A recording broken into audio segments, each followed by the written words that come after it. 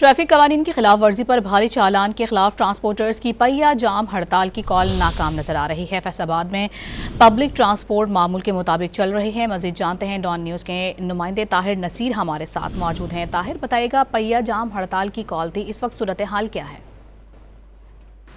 جی بالکل، دیکھیں ٹریفک قوانین کی خلاف ورزی پر بھاری بھرکم چلان کیے جا رہے ہیں، جس کے بعد آج راولپنڈی اور اسلام آباد کے ٹرانسپورٹرز نے پہیہ جام ہڑتال کا اعلان کیا تھا، لیکن اس وقت میں فیض آباد کے لاری اڈے کے اوپر موجود ہوں۔ یہاں پہ اس طرح پہیہ جام ہڑتال نظر نہیں آ رہی۔ جو بین الاضلاعی ٹرانسپورٹ ہے وہ بھی چل رہی ہے، لوکل ٹرانسپورٹ بھی چل رہی ہے۔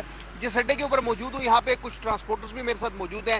اس ہڑتال کے بارے میں ان سے جانتے ہیں۔ یہ بتائیے گا، آج پہیہ جام ہڑتال کا اعلان کیا گیا تھا، لیکن اس طرح ہڑتال نظر نہیں آ رہی۔ سارے اتفاق نہیں ہوا نا، اسی وجہ سے نہیں ہوا کہ ادھر مزدور طبقہ ہے زیادہ۔